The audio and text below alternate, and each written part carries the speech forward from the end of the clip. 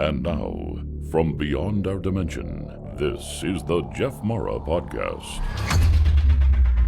Here's Jeff. My guest is Bill Tortorella, who during his near-death experience went to heaven, and today we're going to learn about it.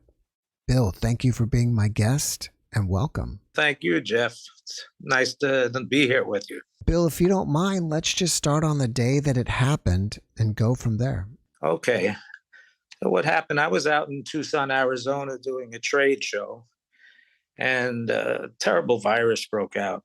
People were getting deathly ill. Into about the third day had passed, I fell ill that day.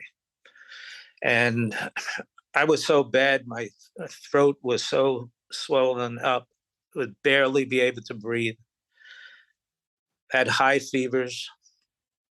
I've already heard that some people had passed from this virus. And it was scary. So I went to the hospital. Well, I got to the hospital, it was overwhelmed. There was no room for me. They had people out the door. This happened to be one of the biggest shows of the year for gem and minerals, and people from all over the world came. So the whole city was a show. And basically they send us to different medical clinics that could take care of us. And the one I was sent to, they set me up with a IV antibiotics they gave me. They gave me oxygen, of course, to bring my oxygen levels up because it was getting hard to breathe at the time.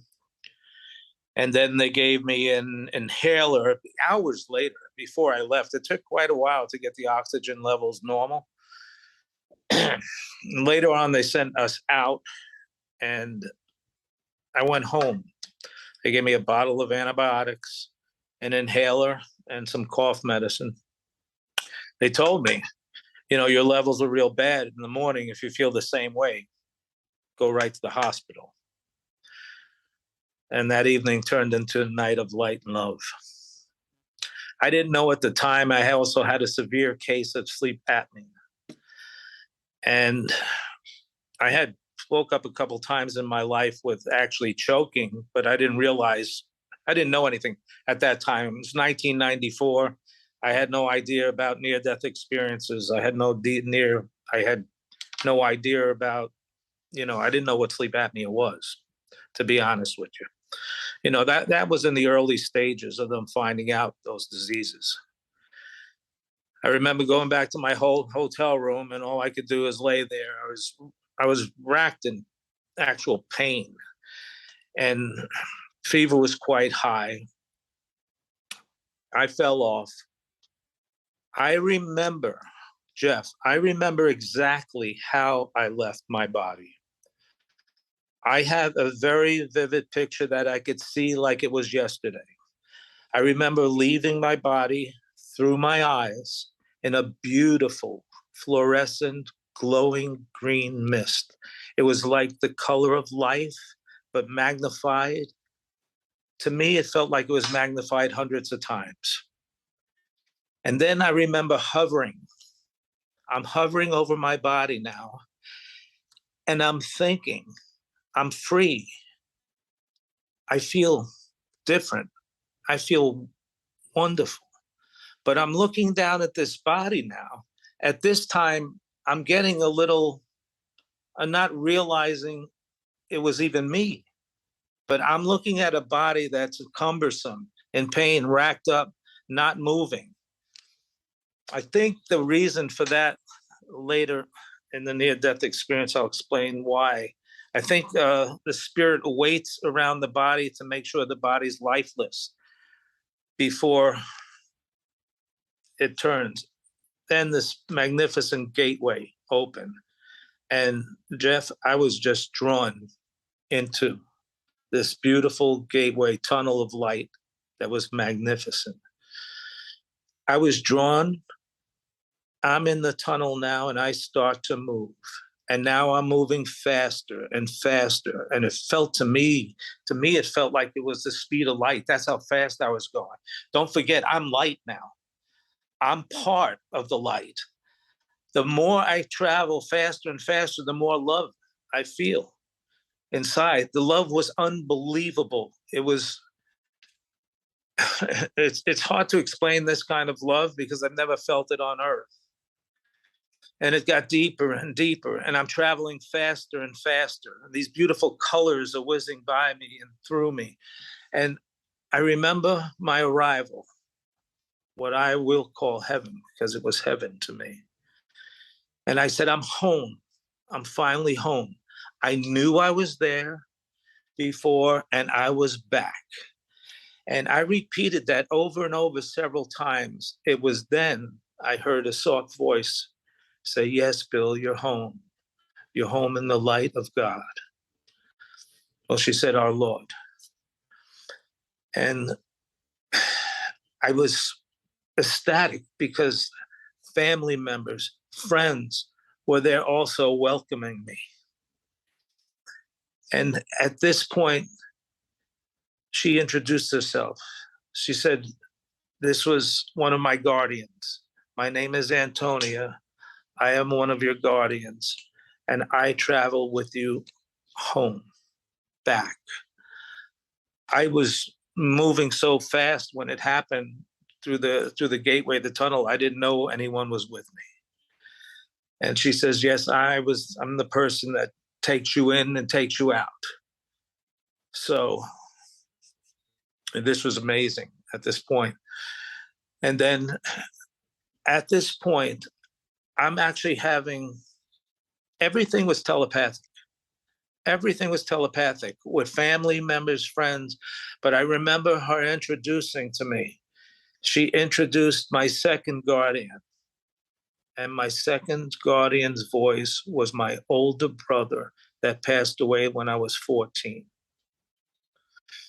And he said, Billy. And everybody called me Bill. He was the only one that called me Billy. As soon as he said that, I knew it. I felt it inside. And at this stage, we're all beams of beautiful light. The colors are so magnificent. The love, it's so unbelievably wonderful. It was the most wonderful experience, well, for sure, that I've ever had, but I think anybody would have ever had. And then Peter, I'll call him Peter because I believe he was my brother. Peter said to me, it's time for your life review. At this point, we moved into, it was just like automatic, moving into another area. And then all of a sudden, we're back in form, in human form, standing in form, and a sequence starts, a pattern. He's showing me things, but he's part of it with me at the time. He's showing me things that happen. I used to be a paramedic. He's showing me things when he was basically there with me while I was taking care of a lady where her head, she crashed and her head went through the windshield. And he helped me save her. This at this point was amazing. This is when I realized I'm back in my own body. I know who I am. He's showing me all the good I've done in my life. And it was almost like a movie, I would say, flickering scenes where I would move from one scene to another. Good things at first. From when I was a little child, he showed me things. And then that stopped. And then the things I did that wasn't so good in life. When I left my first wife, the pain I caused, my little child, I felt that pain. But Jeff, you don't only feel it, you become the pain. Anything that I ever did that was bad, I would say, compounded. One led into another. Not that I was a bad person, because thank God the good outweighed the bad. I was very fortunate on that end. because I screamed at one point. I remember screaming, I can't take it anymore. And then that's when it stopped. And I heard a third voice, the good outweighs the bad. And that's when I was introduced to 3 guardians while I was there. And they took me on this wonderful ride, magnificent ride through heaven. My 3rd guardian and Peter took me to a place called the Hall of Events. And this was utterly unbelievable. They showed me things from the past, things from wars before I was born. They showed me things from my present. They showed me my future, Jeff. They showed me my future, and it was almost like a flickering screen. You know how almost like a computer flickering, like you feel like it's moving at the speed? Well, it is. It's moving at speeds that are so fast you can't keep up with it. And every time it would stop at a point, and that I'd be in a scene of something happen. I'm going to let the readers read those scenes, because the one included 9/11, one included Baghdad after that, and there's many more. But it was quite incredible. The beauty was after that, I call it the Hall of Events. It was like to me, it felt like a gigantic auditorium, but I was part of, and they were part of the physical. So we were physically there, but we couldn't feel any debris. Things were happening all around me in 9/11, a building falling, but Peter grabbed me and said, Bill, you don't have to worry. This is your future. I said, I have people in that building. My friends are in that building. He said, Bill, this is your future. Now, I remember this.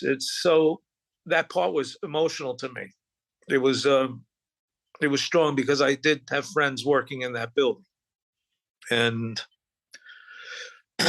that one more part now. They took me to this final level of knowledge and wisdom. And I was around several wonderful, magnificent spirits, angels. I call them angels, because they had so much wisdom and knowledge, and they were gifting this knowledge and wisdom to me. That's where, in my book, it's called, that part is the 9 principles of enlightenment. Now, I'm going to tell you why this number 9 is so important. One of the spirits came right into me, and he explained a number sequence. I saw numbers floating down. It looked like waterfalls of crystals. It was magnificent. Different numbers like the 3, the 6s, the 9s. These are the numbers that I remember because they lit. Not only numbers, it was symbols.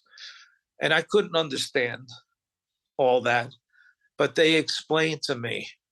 This one spirit explained to me, which I was never formally introduced to. He explained to me, the 3 is your life path number. I said, life path? I don't understand what life path means. And he said the 6 was important because he reminded me of, I had these numbers come in front of me my whole life, number 66. He says, well, these numbers are your alert system. And I says, the 9, he asked me the question, what numbers were stuck in your mind? I could think of those 3 and those 3 only, because they were brighter than all the other ones. And he said the 9 is the most important number in the universe. At that time, things were going a little above my head. So, but I was taking it in. I wanted more. I wanted more and more. And I was getting knowledge from other ones that were there at the time. That's where the principles came in. Principles of intuition, of choices, of service. All these things we're supposed to know and be doing. And then a beautiful spirit approaches me, a sweet, glowing light, and said, basically, you have to return. I said, I don't, I'm home. I don't want, please don't send me back. I begged to stay. I begged to stay. She said to me, I have the knowledge of these 9 principles that were extremely important. It's important that you pass them on. I begged again. At that point, she said, Dad, you have to return. I didn't have a daughter. I had a son, and I had one in my wife Kristen's belly at the time while I was at the show, my boy Billy, and my oldest son Joey before him from my first wife. But I didn't have a daughter. She said, I am 6 of 6. I'll never forget this. I didn't understand what that meant. And the next thing I know, I was brought back through this vortex, being sucked back. Not as delightful as going. So next thing I know, I was back in my body, and the only thing I could move was my head and my throat. I got air in my body. I remember going like that. I remember this exactly how it happened, but then I couldn't move. I was just laying there. I thought I was paralyzed. There was no feeling in my body, but I'm in it. And then the feeling started. I felt my legs, my arms tingle. And then I got being able to move a little bit. I reached over. I remember reaching over and picking up the phone and say, get me to the hospital. I don't know if you remember if I dialed 0 or 911. I don't know. But I remember. Now, this is a little very important part. My daughter's birthday was June the 6th of 2000, the 6th month on the 6th day. And this was one of the most beautiful events of my life. But these principles, I held the principles back. The levels of ascension, that's part of the thing that I showed you up front. That was the levels of ascension is leaving the body, detachment, looking down upon the body, entering the gateway, moving at the speed of light, recognizing that the spirit's home, and life review, all of events, and the last. But Jeff, the amazing. Bill, thank you for sharing your experience with us. Can you describe for us what the tunnel looked like? Well, while I was hovering, remember I was telling you I was hovering over the body on the bed, looking down upon it. And that felt like quite a little while, maybe a couple of minutes in that area. I believe what I was told on the other side is that the spirit waits for the body to make sure it has lifeless. The body itself is lifeless. And the tunnel, what happened was all of a sudden everything got bright around me this way. I didn't remember turning. Now, don't forget, I'm in this beautiful fluorescent, beautiful glowing mist. And I remember turning and seeing this beautiful gateway open. I was drawn instantly into it, instantly. And as I went into it, I've already started moving at that point. I was already feeling the love from the other side at that point. It felt like at that point, it felt like I was part of the light and the love. Mm. The love was within me, and I was within the light. And I believe we are all part of this light and love on the other side. At first, when you saw your body, you kind of didn't recognize it was your own. You just thought it was some body down there. Right. At what point did you realize that you were outside of your body and perhaps you were dead? What happened was when I first left my body, the first minute I left my body, I knew it was me. But as I was hovering, I was feeling something I never felt before. And it's not hard to explain. I was feeling wonderful. This and lightless, like weightless. And at that point, I've already even started feeling the love. It felt wonderful. I felt free. That's the only way I could explain that part. I felt free as I was hovering. I'm completely detached now. I'm looking down at this body completely detached. When I'm in the tunnel, once within the light, oh my gosh, it was consuming. The light consumed me. And I myself felt like I was part of that light. And as we moved, I explained that part already. What I'm trying to ask is, at what point did you ever think to yourself, oh, I must be dead? To be perfectly exact on that is in the life review. Oh, okay. My life review. When they brought me back to my body, that's when I knew and remembered everything on that time. So when I was, even when I arrived and I said, I'm home, all I knew at that point is that I was home and I was joyous and I was one with that side.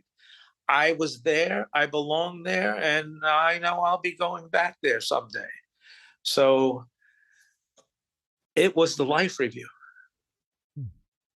And I entered into my life review pretty soon after, I call it the welcoming board. That part was wonderful. During watching your life review, did it help you reevaluate past life events and then you came to new conclusions of what actually happened? Help me reevaluate is not the word for it. That's a wonderful question. Because I did, stupid teenager things, growing up. And, I was not a upper belt in karate. And my friends used to, fool around with me and all come at me one time. And one time I hurt one by accident. And I felt bad at the time.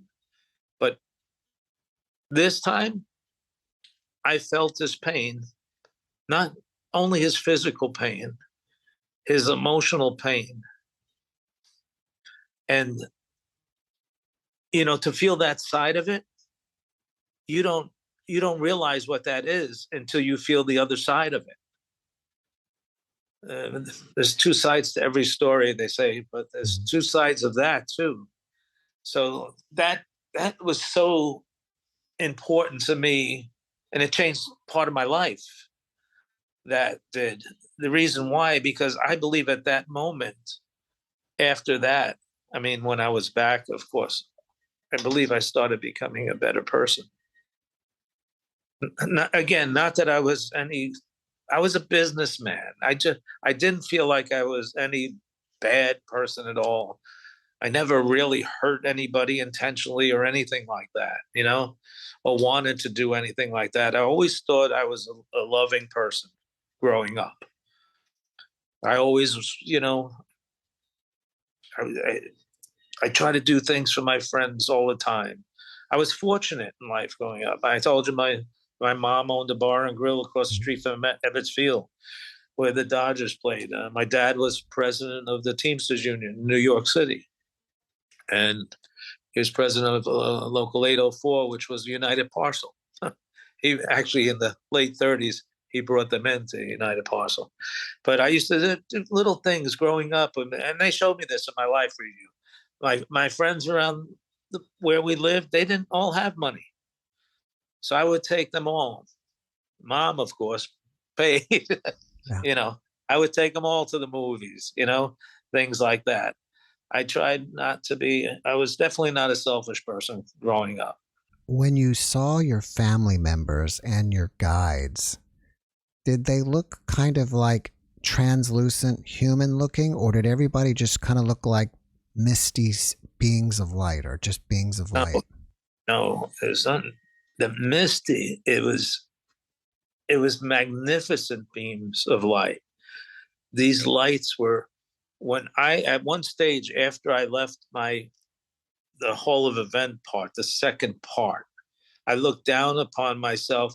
I turned from this light flowing green mist to this beautiful point and beautiful beam.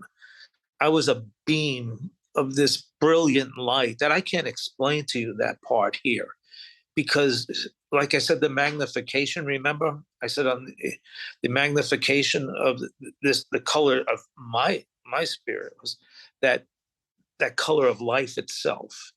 And it was to me, it was magnificent. I mean, there was nothing any prettier on the other side than the way the spirits looked. The important thing I think about that is when I was in the human form during the Hall of Events and during the life review, and I was back in my own body where I didn't want to be, because I remembered the heaven side now at this point. I didn't want to be back in this body. At one time, I remember saying, "Why am I back here?"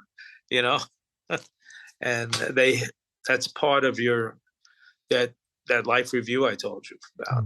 That's part of it. Do you recall if the Hall of Events looked something like Romanesque or Greek, like with big columns and marble walls and floors, or not? Remember what I said earlier about the a lot of people, you hear diamonds and things like that, and gold. It's because we have no other way of explaining it. That's the way we would explain it here on this side. And I believe I don't know. I know there's literally thousands of people that had near-death experiences. And for goodness sake, there's a lot of them are very, very, very close, in what happens. But I don't remember seeing things like marble, but I remember seeing things like crystal. Beautiful buildings of crystal. What about the architecture? Did it look something Greek or Roman with columns? I remember seeing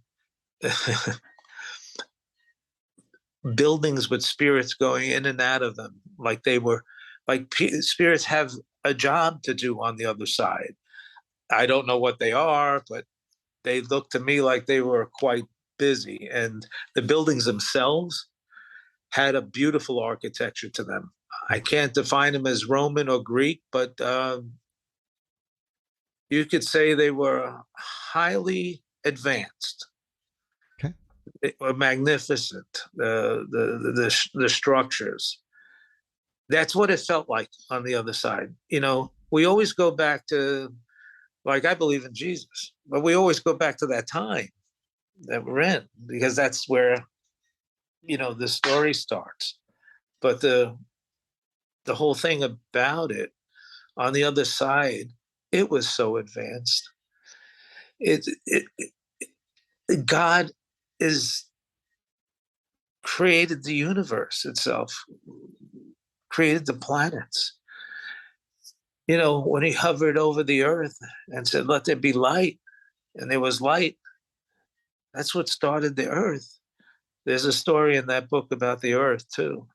The earth is very important, extremely important. I don't want to let that cat out of the bag. I would like people to read that. Mm-hmm.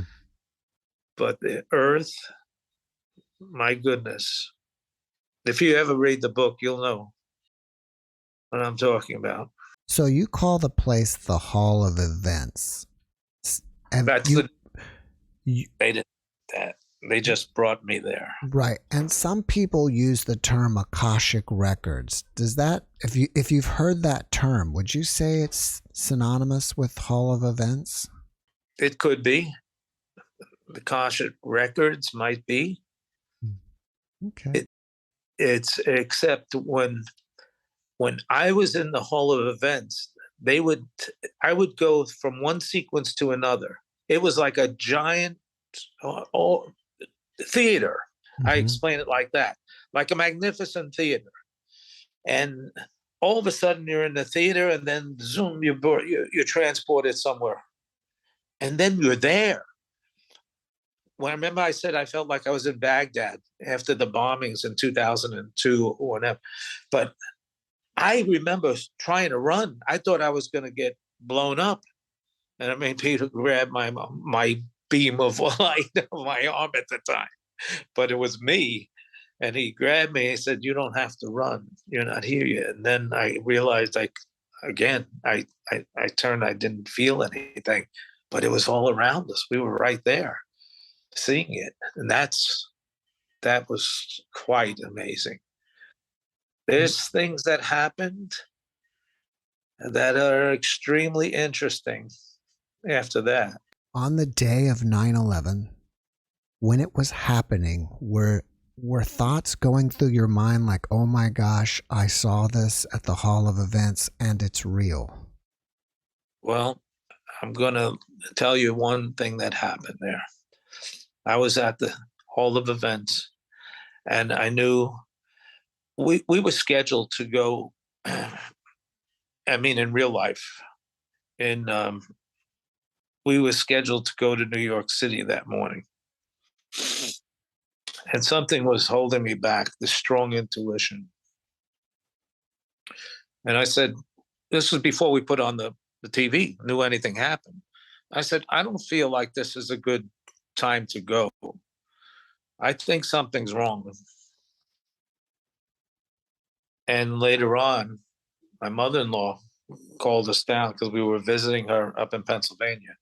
Because I was going to the city to do I was buying something down in they have a district where they, you sell merchandise in this district and jewelry down there in the city. And well, it's a good thing we wound up looking at the news. My mother-in-law brought us down, and I knew what happened. I knew it already. But on the other side, let's go to the other side again for that minute. All right.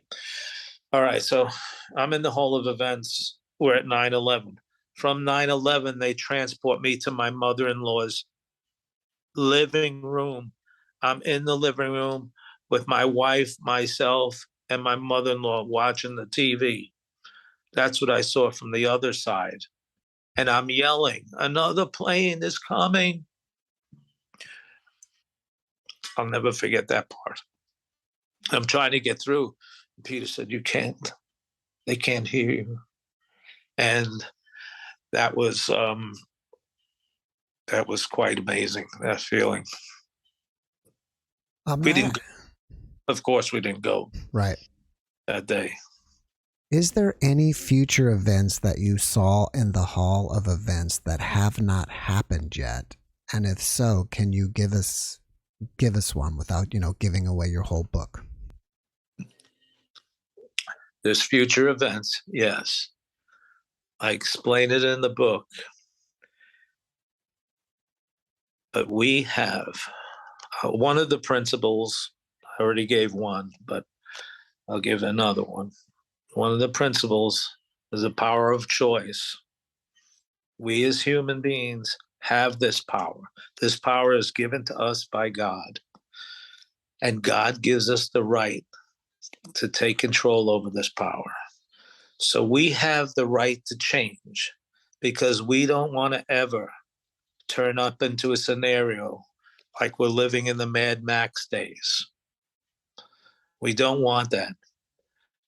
We don't want our earth, our beautiful earth, to come to that, where we breathe the air that comes from her nostrils. We drink the water that's of her veins. We don't want that to happen. So I hope I could help. And that's why I wrote this book, It's been years in the making. I mean, I did,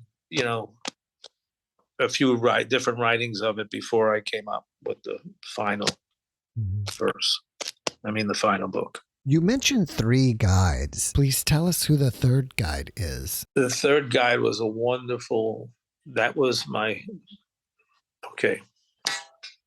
Peter was the one that's called on, that came to help. Whenever we call on God to help us, we have spiritual, loving spirits around us all through our life. Peter was there in any circumstance when I asked for God's help. Peter was there with me all the time. I didn't know it, but my 3rd guide was a magnificent being. And his name I have in the book, Oron,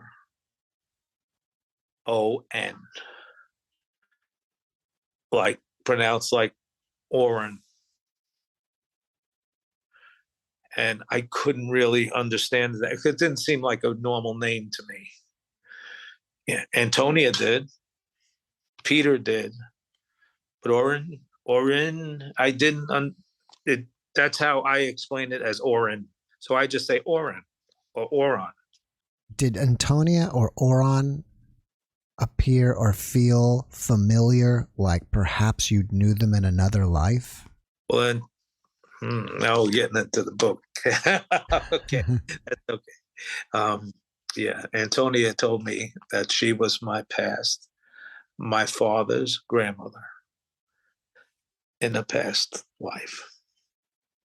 And evidently, when you reach the level, I guess, of being able to be a spirit, a guide, an angel. I call them angels. Some people call them spirit guides. It's they're so close to me. Oron was a man of great wisdom, and I believe the oldest. What I'm talking old, I believe, was over 1,500 of our years old. That's, what I was told might be it. And his wisdom just enlightened me. So it was beautiful. If I explain it to you, Oron is the little one speaking in your ear, your intuition. And that's who Oron was for me, my 3rd guide. You have to listen to that intuition, Jeff. One of the most important things in all our lives is to pay close attention to our intuitions, especially if they're telling you over and over again.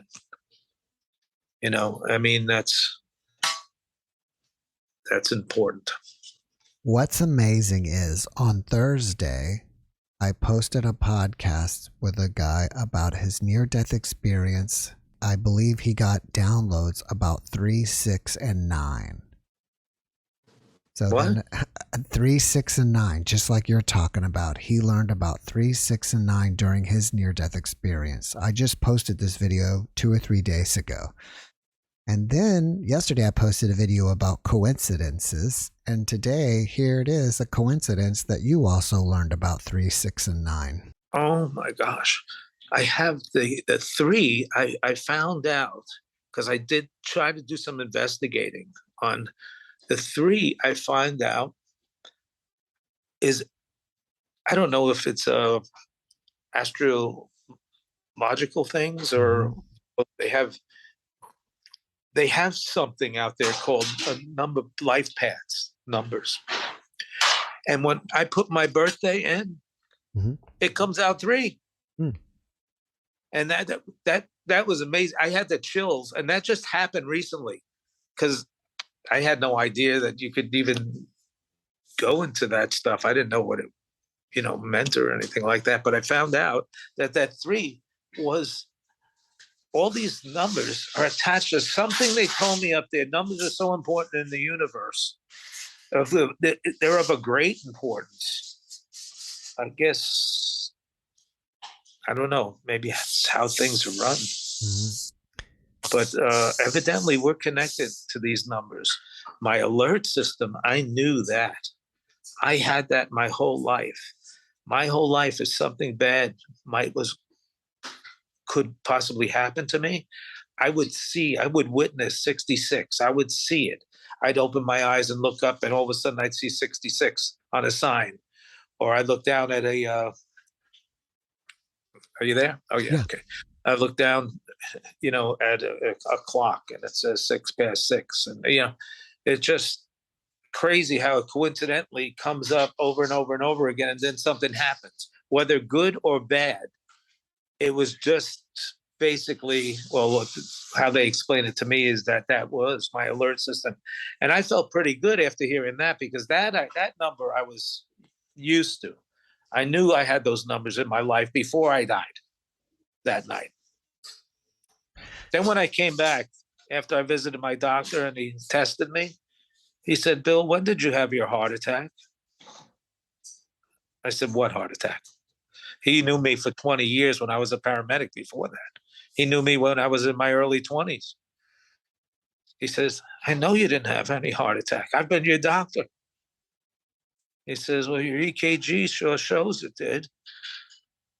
I said, "Oh my gosh." And he took me in his office and he explained to me something. This was way back then. He explained to me, after I told him the story that was tearing me apart inside, because I didn't talk to anybody about this. I was afraid. I didn't know how to even bring it up in front of people, in fear that they might think something was, wrong with me. He said, "Bill," I first asked him after an examination I went to the examination. I really didn't need it. And I said, I needed one. And I said, "Can I talk to you?" He brings me to his office, and I just let loose on him and told him everything.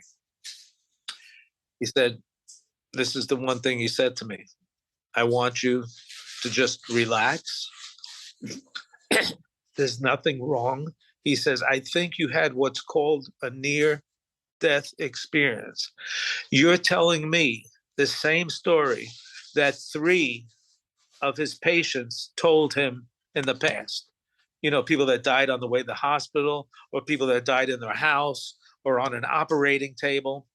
For goodness sake, one of his patients, I think, was on an operating table, and he was above the light looking down upon the surgeons. And he came back and told the surgeons and everything what they put in his body, what the surgeons were doing, how many cc's of this they gave him, how much of that they gave him. He even read the label on back of the lamp. So if anybody don't believe in this stuff by now, there's got to be something wrong with them. Because with all this evidence out there, I mean, it's massive. People should know a lot more than this. This should be a daily something that's taught. There's another side, and it's important we live up to their expectations of that. So you said that after your NDE, you became a better person.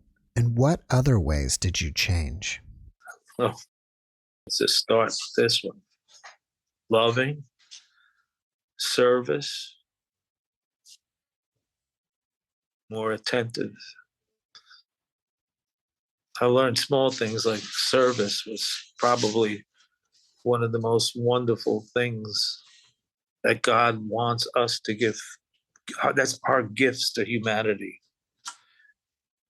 So during my time as a paramedic back in those days, I've done a lot of things. I've seen a lot.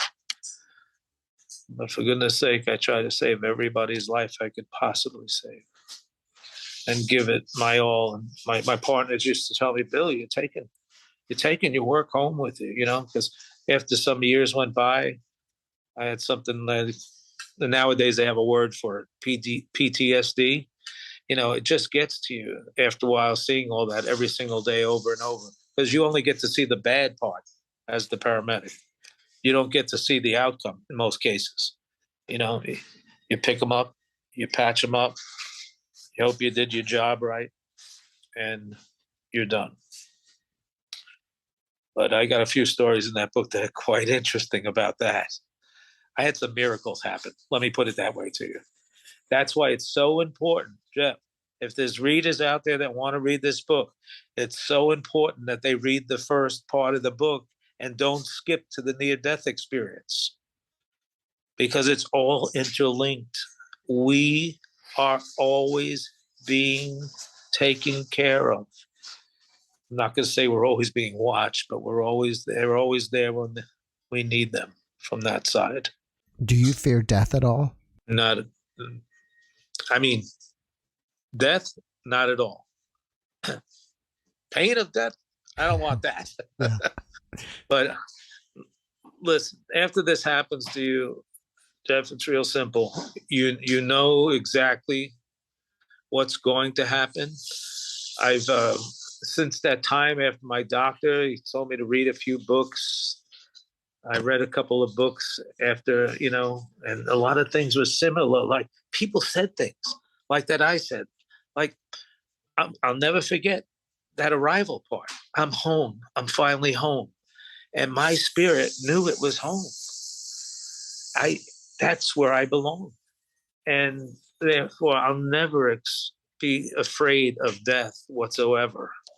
I mean, no one wants to go through any kind of pain associated with it. But the death part, no. Have you noticed since your NDE that you have any new abilities, potentially considered psychic abilities, that you didn't have prior? Well, my senses have come to a point that they're so acute, I could find a person out by usually touching their hand. If I get close enough and someone shakes my hand, and there's also a couple of things like that about in the book itself. But you get highly attuned to the other person's good and bad side, especially if you're close to them. Then it could be a complete stranger, and I can look in their eyes, and if they're a bad person, their eyes turn black to me. I don't care what color their eyes are. But if it's a bad individual, their eyes turn black. I'll never forget an experience I had about a year after that happened to me. Coming down an escalator at the Bonaventure in LA, we were doing the gift shop, and a guy tried to rob me. I knew he was going to try to rob me. He was on his way down the escalator. I was just standing there holding the rail, and he's coming down pretty quick behind me. But I knew there was something wrong, and I had to do something quickly. As soon as he got behind me, I was much bigger than he was. He was very scrawny, and he looked like he had a bad drug problem. And he got right behind me. As soon as he got behind me, I jumped on the next step. He went to pull his hand out of his jacket pocket. I grabbed his hand. There was a gun in it. And I grabbed his throat and put him over the escalator.